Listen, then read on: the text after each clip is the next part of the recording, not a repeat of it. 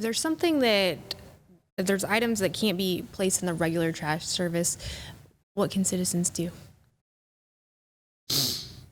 You mean in terms of landfill? Oh, can they come to the landfill? Yeah. Oh, sure, absolutely. Talk about that. So, another piece of this robust Cadillac service is what we call it, right? Is with your water bill, you do have access to the landfill, right? You can come in San Angelo. It's one time a month with your water bill. Paid water bill. Paid water bill. Yeah, please pay your water bills. Yeah. Most recent paid water Most bill, recent right? paid water bill. There's some rules there, and we've got them on our website. Yeah, there's rules. Definitely want to help people out on that. Yeah. There's rules, and I can just speak from the landfill piece. You have to have your ID has to match the name that's on there. We have to make sure it's your house and it's you and you're the right person, the representative for that particular address. And once a month you can come out to the landfill and bring those bags of leaves. Right? It's and you can bring not only what.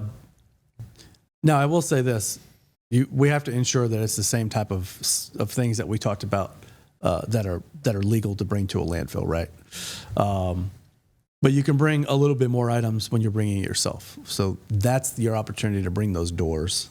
That's your opportunity to bring, the items that the larger pieces of wood.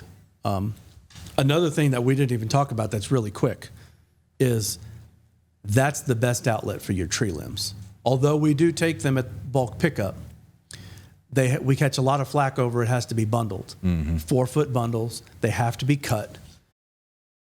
They don't have to be the most needy. They don't have to look like a cord of wood. We're not asking anyone to do that. But they have to be 4-foot bundles with rope or something to where those guys can grab it and go, right? The reason for the 4-foot thing is it has to fit in the truck. And I don't know if anybody has ever paid attention to what the back of that truck looks like, but it's not very large. So you can't take an 18-foot tree limb that the storm blew down and expect that's going to fit in the back of that garbage truck, right? It's just it can't fit. So the 4-foot is for speed of recovery, right? We want our guys to be able to pick it up and go, so they're not out there all day picking up individual tree branches. But they have to fit in the back of the truck, which is not very wide, so they have to fit. So your water bill and the landfill piece is a fantastic outlet for it. And the beauty of that is you don't even have to come down to the working face of the landfill. You have a green space, right? You come over and you drop it and you're out the door. Very, very easy. And then the other items that you bring into the landfill with your water bill is the customer convenience center, right? If you don't have large items or a trailer, you don't even get off, at this point, you don't even get off any concrete. Right, it's completely paved and clean. You're coming up, and you're dumping your stuff into roll-off bins, and it's extremely convenient because not a lot of folks feel comfortable going to the working face.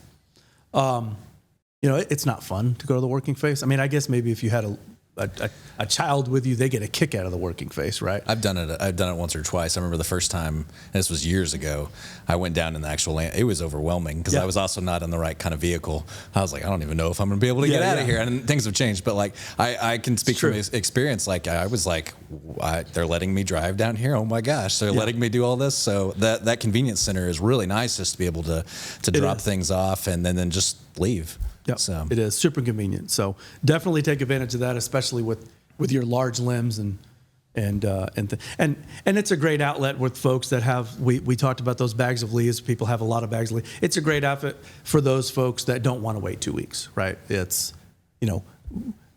everyone knows somebody with a pickup truck. We live in Texas. We can figure it out, right? And that's a great outlet for that. So when it comes to when you bring your items there, if it's a trailer, if it's the back of a truck, do they need to be tied down? Do they need to be tarped? Are there requirements when it comes to that when people bring those types of things into the landfill? On a trailer, so your trailers always have to be tarped, right? There is a tarp rule out there. So your trailers have to be tarped, and that just keeps our highways clean, right? It's the whole reason why it's out there.